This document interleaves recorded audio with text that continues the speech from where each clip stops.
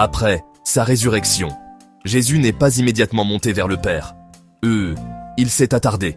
Il a passé 40 jours précieux avec ses amis les plus proches, non pas comme un spectre éphémère, mais comme une réalité vivante. Il a mangé avec eux, a marché à leur côté, a continué à leur enseigner le royaume de Dieu. Ce fut une période d'intimité profonde et de préparation finale. Lors d'un de ses repas post-résurrection, il leur a donné un commandement contre-intuitif. Il leur a dit de ne pas quitter Jérusalem, rester dans la ville qu'il avait rejetée et crucifiée. Leur impulsion, fuir, retourner à la sécurité de la Galilée. Mais Jésus insista, rester au cœur du conflit. Pas un test d'endurance hostile, mais pour se positionner pour un rendez-vous divin. Attendre le don que le Père a promis, un don dont il avait parlé auparavant. Pas une suggestion, mais une directive cruciale.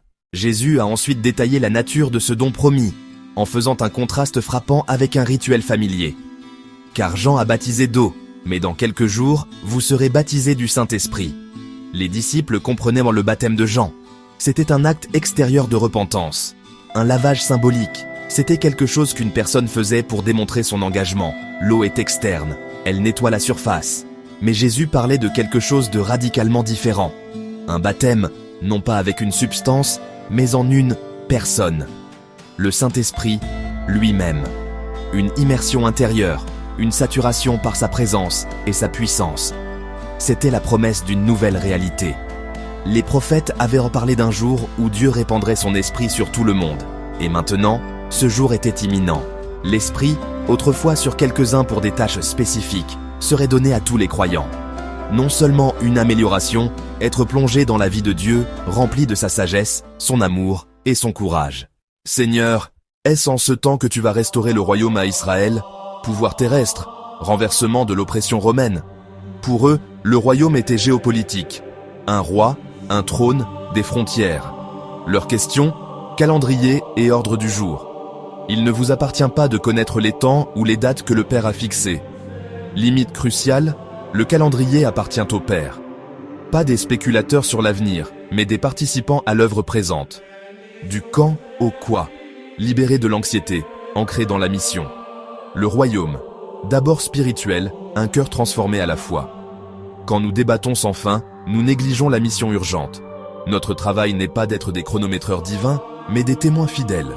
Le Père contrôle le calendrier. Nous, le travail d'aujourd'hui, ne pas déchiffrer des codes, mais vivre le royaume.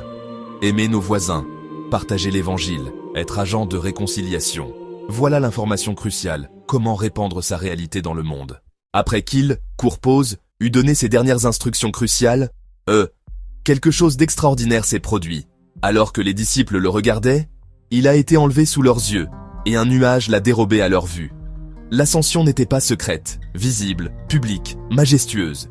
Jésus a été physiquement soulevé et monté au ciel, jusqu'à ce qu'un nuage, symbole de la présence glorieuse de Dieu, l'enveloppe.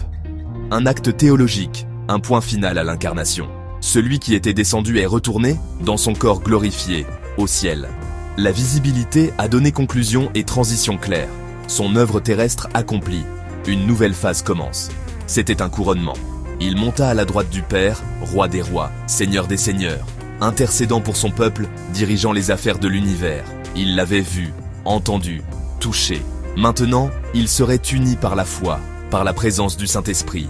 Son départ physique ouvre la voie à son arrivée spirituelle. Non un abandon, mais un repositionnement stratégique.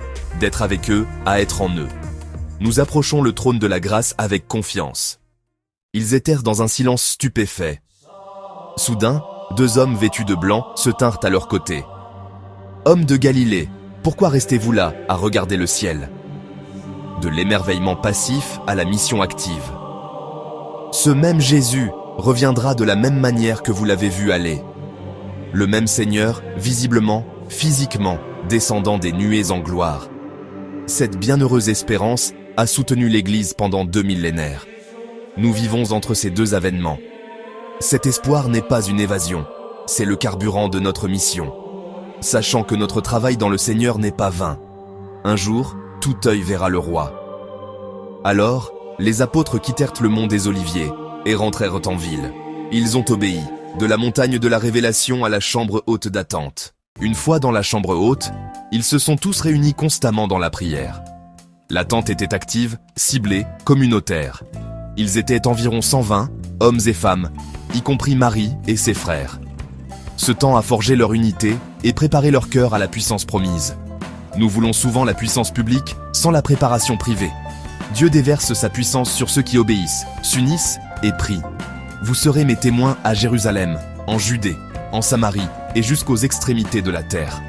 Notre Jérusalem, famille, quartier, travail, là où commence le témoignage.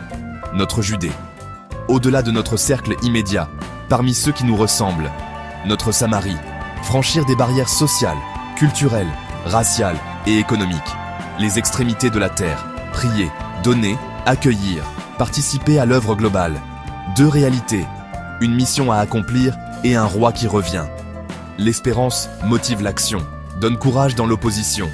Nos troubles sont légers face à la gloire éternelle. Pourquoi regarder le ciel? Engageons-nous dans sa mission. Travaillons et attendons, plein d'espérance et plein du Saint-Esprit.